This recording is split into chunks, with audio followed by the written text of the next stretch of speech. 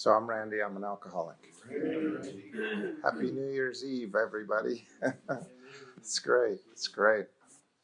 Thank you all for showing up today and helping me go deeper in my recovery. That's what's going on here. Like it said in that format, this meeting's called Principles and Application. It's so easy to get caught up in the words and the knowing and the going to meetings and the not drinking and the obsession to drinking being removed and thinking that that's what this program is about. But it's not.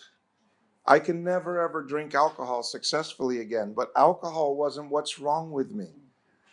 If there was one word in the whole big book that I could change, it's where it says, remember that we deal with alcohol, cunning, baffling, and powerful. It's remember that we deal with alcoholism, cunning, baffling, and powerful. Alcohol is a liquid that sits in a bottle. It's a pain medication for people like me that have alcoholism. It's just a pain medication. It's not cunning, baffling, and powerful. What's cunning, baffling, and powerful is my mind. Is the idea that my mind that knows that alcohol kills me says, oh no, today we'll drink. It'll be okay. Don't worry about it. That's the part that's crazy. And not drinking doesn't make that crazy go away. Not drinking makes that crazy crazier. It makes it more thirsty. It makes me crazy. Not drinking makes me crazy. And so what happens in Alcoholics Anonymous is if I do this the way it was explained when Houston read it, if I can see that all of my troubles are of my own making, and I can see that my selfish and my self-centeredness is not going away on its own, and it never does, and that if it doesn't go away, it's going to kill me. If I can see that, then I might be able to have help. It says, I have to have God's help. That's what it says. I have to have God's help. You could come here and not drink and stay sober for a while. But I have to have God's help if I'm going to stay sober today, this day.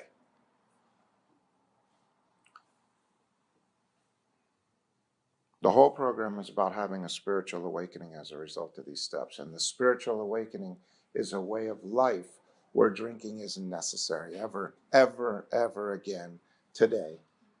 The drinking isn't necessary because the spirit that's inside of me has been awakened. And today I could live by intuitive guidance. And the knowledge that God's will for me is something vital and interesting and fantastic and better than anything I could plan for myself. And all that self-talk is the disease trying to restore me to sanity. And the program says, no, you're the wrong guy for the job.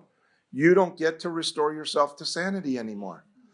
The second step, the beginning, the first step is I can't drink alcohol anymore, right? I can never drink alcohol again. I'm powerless over it. And the crazy thing about that is that the day that I admitted that I couldn't quit drinking, the day that I admitted that I had no personal power, no personal power to quit drinking ever. I can't do it on my own power. That was the day I quit drinking. Not one day before that. Every day that I thought maybe I could quit drinking, I couldn't quit. Only the day that I said, no, I can't do it. I can't do it. I'm screwed. There's no hope for me.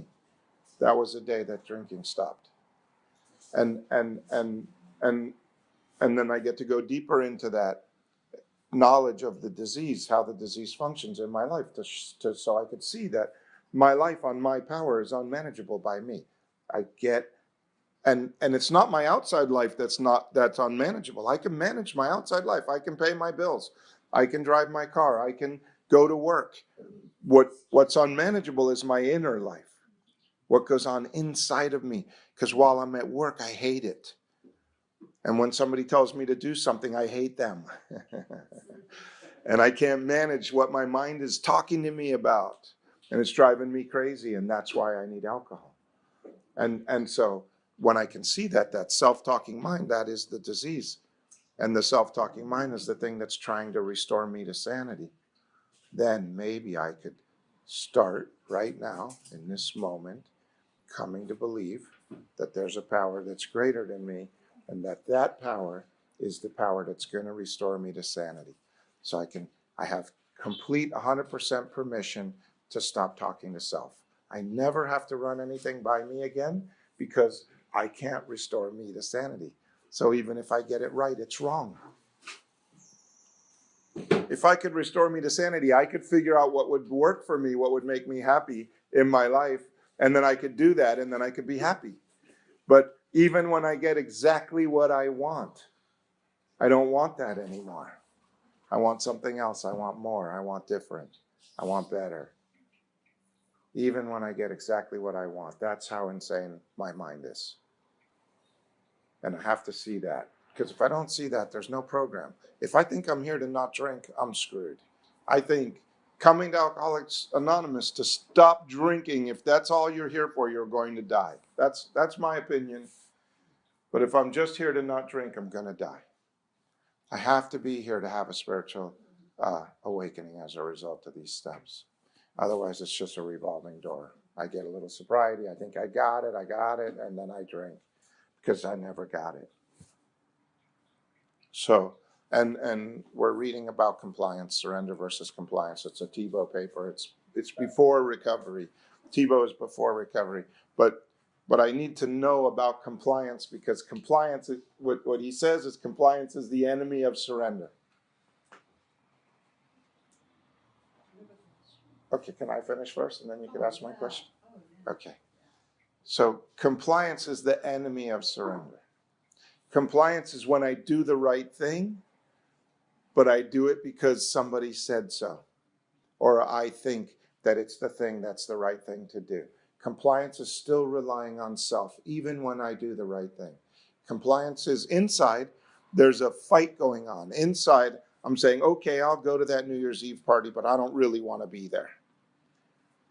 Okay, I'll make my bed, but I don't really want to make my bed. I'm just doing it for her. But every one of those little compliant things that I do, even though making my bed is the right thing, it's starting to, I'm keeping score, and I'm holding the spring down, and I'm being a good guy, and I'm doing the right thing for the wrong reasons. And I'm holding a spring down, and eventually I can't hold that spring down anymore. And what happens is I become a complete stark raving maniac. And it's because you asked me to put my cup away in the sink. And my explosion is so it's so unrelated to you asking me to put my cup in the sink, but everybody asked me to do something all day today, and I had to do things for everybody that I didn't want to do. And the cup in the sink was the last straw on the camel's back, and then I explode. And I let it all out, and people look at me like, wow, I just asked him to put the cup in the sink. Why did he go crazy? And it happens over and over and over again in my life. So I have to see that I have compliant tendencies. I have to see it for my life. If I don't know what compliance is, I think I'm doing the right thing. Everything should be great. I made my bed every day. Made my bed every day this week. Why are they still asking me to do other stuff?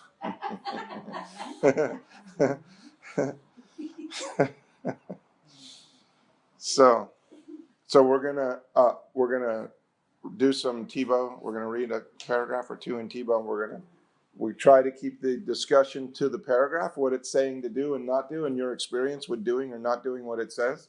And then and if you have a question, you can ask a question. And I think somebody has a question. I do. I've been thinking a lot about compliance this week, and now I am also thinking about submission, the difference between